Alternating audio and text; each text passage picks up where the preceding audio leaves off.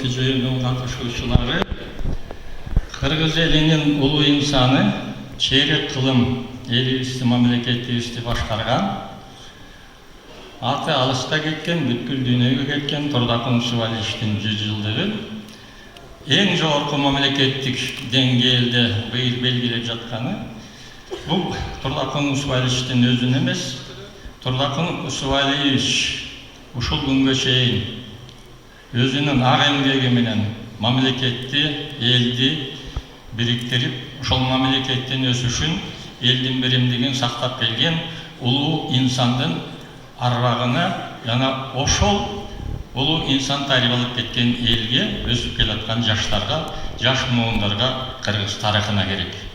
Турдакун Субалич жөнүндө азыр жакшы бир документальный кыскача кино көрсөтүлдү. Мен Турдакун Субаличтин эмгегин 25 жылдык биринчи секретарь болуп турган мезгилдеги эмгегинин ар бир жылына 1 минуттан сүйлөгөндө дагы 25 мүнөт болуп кетет. Ошон үчүн мен кыскача айрым гана сүртүмдөргө көңүл бургум келет. Турдакун Субалич Советтер Союзундагы союздук республикалардын ичинде биринчи катчы болуп, бардыгынан узак иштеген мына ушул киши. Демек, бул болсо Турдакун Субаличке Кыргызстандын коммунисттеринин, Кыргыз элинин жана Борбордук комитеттин Никита Сергеевич Хрущевтон баштап Михаил Сергеевич Горбачевко чейинки 5 генералдык секретардын ишенимине ээ болуп иштеп келиштеген бул жөнөкөй иш эмес. Бул жөнөкөй көрүнүш эмес. Бул Турдакун Субаличтин жогорку ишмердиги, элдин, коммунисттердин атынан Турдакун Субаличке болгон чоң ишеним.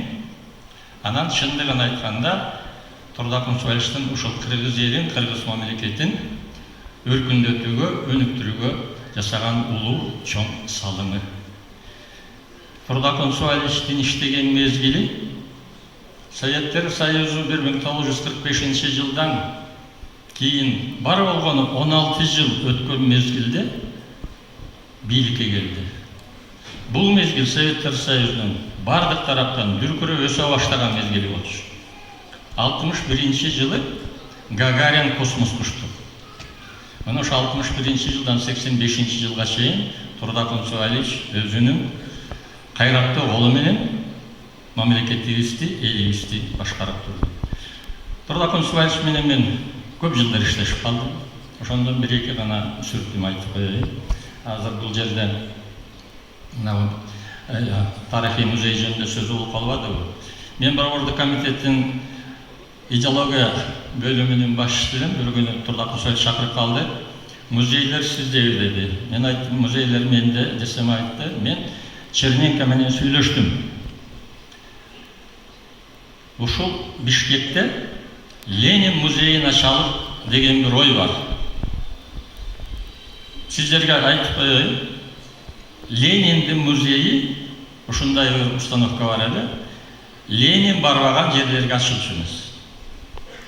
Сибирде, Шушинскиде, Карелияда, Финляндияда, Москвада, Петербургда жана башка жерлерде Ленин музейлери бар. Советтер Союзунун борборундагы музейлердин ичинен биринчи болуп Ленин музейи бизде ачылган. Турдакун Субалич айтты, бир жакшы кат даярдасаңар деп. Кат даярдап Турдакун Субаличке бердик, ага иш барып. Черненко анда политбюронун секретары, политбюронун мүчөсү Леонид Ильич Брежневдин эң ишенген кишиси болчу.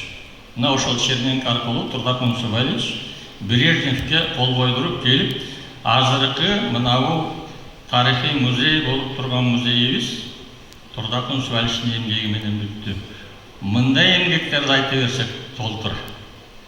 1986 жылдын 13-14 октябрында Кыргыз Республикасынын 60 жылдыгын белгилеп калдык. Чоң майрам болду. Политбюронун мүчөсү Воротников келди. Ошондо Лениндин эстелигин ачтык. Кыргызстандын 60 жылдыгына байланышкан чоң майрамда тарыхый Ленин музейин ачтык. Анан Ала тоо, аянт ачылды. Ушул боюнча дагы бир эч жерде белгиленбеген, бирок мен күбө болгон нерсени айтып коеюн. Бардыгыбыз тең ойлогонбуз, мына жакшынакай аянт ачылып жатат. Ал жердеги үйлөрдүн бардыгы кетти. КГБ'нын зданиясы бар эле, Госкинонун зданиясы бар эле, 2-4 этаждык үйлөр бар эле. Булардын баары алынып туруп, андан кийин бүгүнкү жаркыраган Жакшынакай площадьы ошондо болду. Турдакун Суваличке баягы даярдаган материалда Лениндин эстелигин ачып, андан кийин мына Лениндин эстелиги ачылып жатат, мына мындай Жакшынакай аянт ачылып жатат. Бул аянттын аты Ленин атындагы площадь деп даярдалган эле да, баарыбыз күтүп турабыз. Турдакун Сувалич баягы эстеликти ачышты, анан сүйлөп жатат. Лениндин Кыргызстан үчүн болгон чоң салымы, таасири жана башка. Анан кийин площадь айтты. Мына мындай Жакшынакай аянт ачылып атат, аянттын аты Алатоо деди. Ушул аянттын атын Турдакун Сувалич өзү атап кеткен. Ошо кишинин эмгеги, ошо кишинин элеси, ошо кишинин бизге калтырган кереси ушул Алатоо аянты айланат. Ушуну бир эсиңерге салып койсоң.